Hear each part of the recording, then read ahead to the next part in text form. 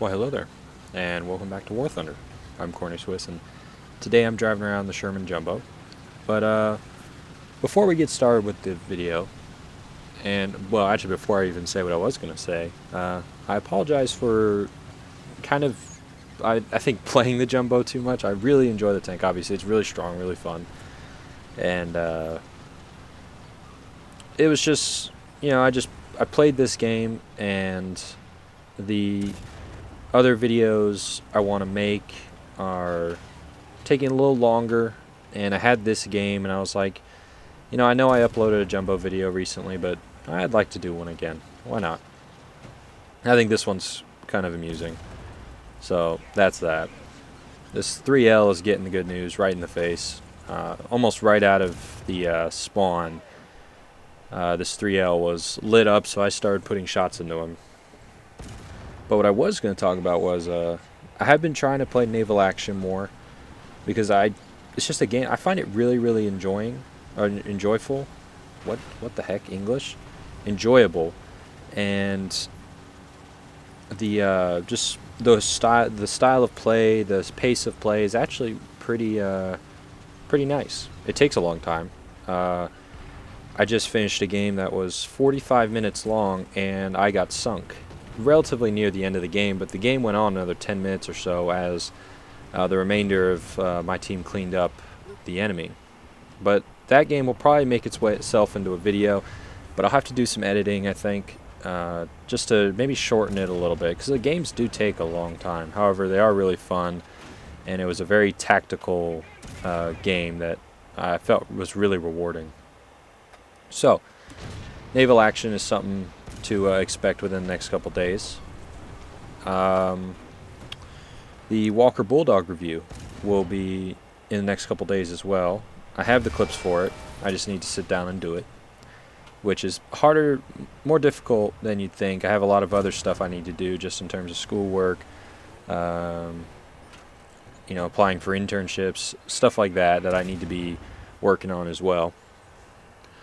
So, just a heads up for a couple videos that will be coming your way to a channel near you in the near future. So anyway, let's talk about what's happening in the game. Obviously we're on Cuban, it's a realistic battle, and the team in general has sort of spread out and is generally pushing east-west, well, northeast-southwest.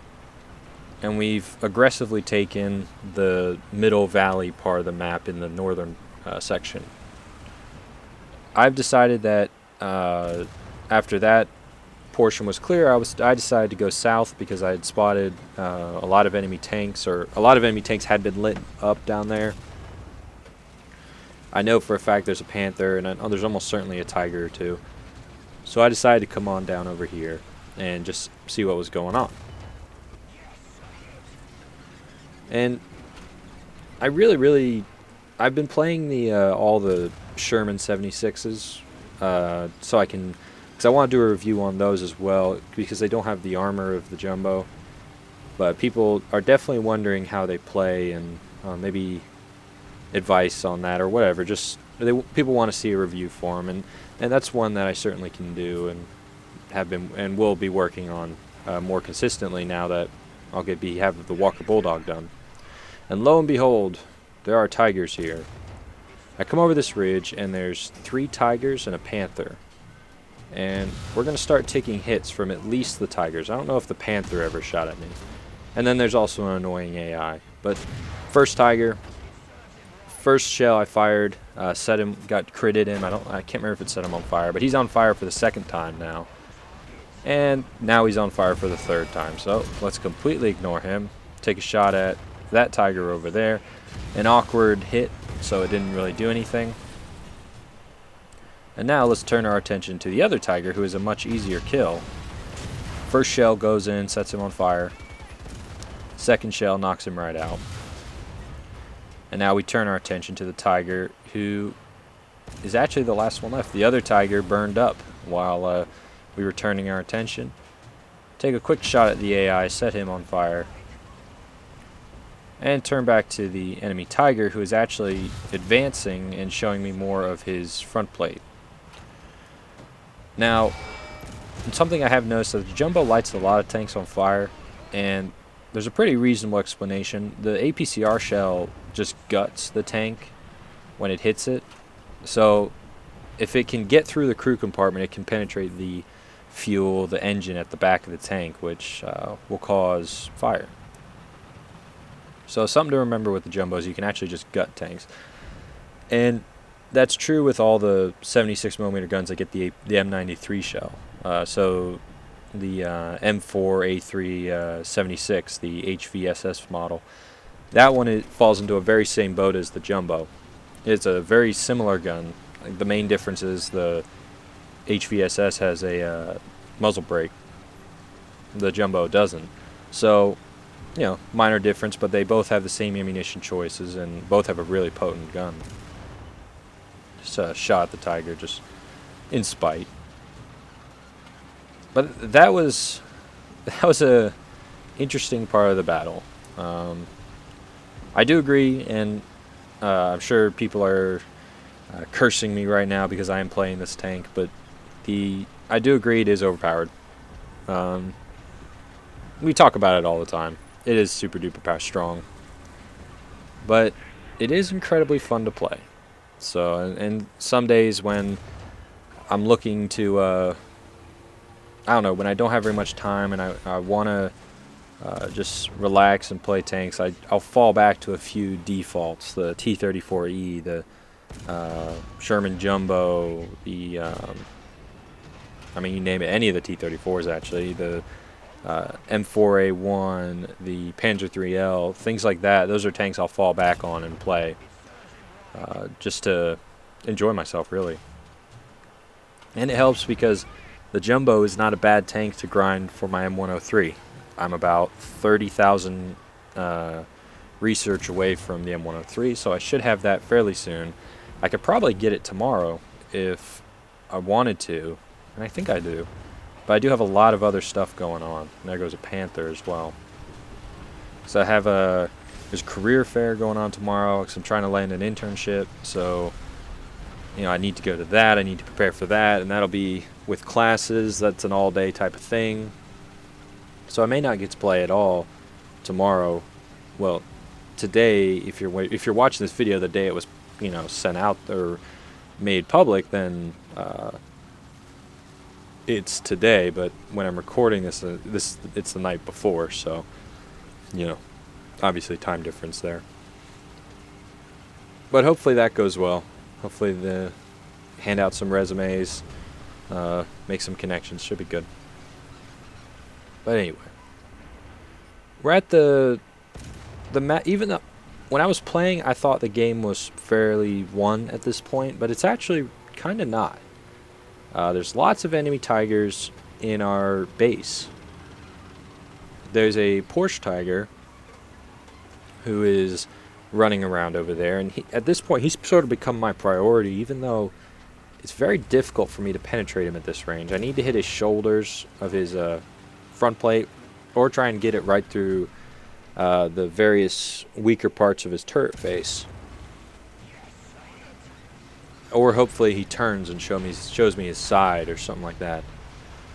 But he's not going to be my only worry, that's for sure. Continue to put shots into him, but as I move along this ridge, I'm actually going to start coming under fire from a lot of other tanks, which will absolutely require my undivided attention because they are going to be very annoying. See, if that shell had gone a few inches to the right or left, that would have been a knockout blow, would have detonated his ammo rack probably. I'm taking hits from some tank destroyers up there. There's a couple mediums as well. So it's going to become necessary to defend myself. And now that I'm thinking about it, because this is what I do, things come to me, I would expect the M41 Walker Bulldog review tomorrow or the next day. The naval action video will be the day after, will be either the day after tomorrow or the day after that. So it's kind of like tomorrow maybe for the Bulldog. You know, there's a time schedule. Don't worry. But anyway, I'm very sad that they got rid of hardcore sim mode, I guess is what most people calling it. And I did find it interesting. I was very glad that Mr. Jingles gave it a segment of his Mingles with Jingles video. That was nice.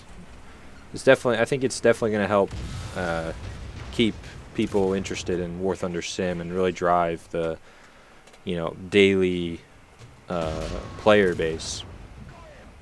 And it was really, really fun. And he made some good points about needing to maybe limit the number of planes in the air type thing. But overall, I agree. It was a very fun event. And I hope you guys had fun with it too. Hopefully they'll bring it back. I can't imagine something that wildly popular will sit on the shelf gathering dust for any length of time. But you never know. I mean, we'll see. But we're getting to the end of this replay, and what happened was that in about, I don't know, a minute and a half, my hard drive ran out of memory on it. I have a 1 terabyte external hard drive that I record all my videos to when I'm playing, and then I use that hard drive as my video storage, and I actually have a second hard drive that's 500 gigabytes that I use for things I want to save, so documents, all kinds of stuff.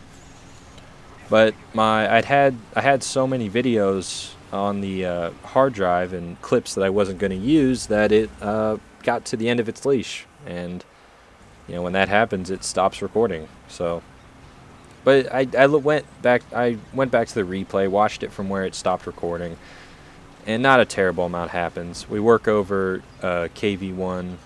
Captured KV1, and then a AAA.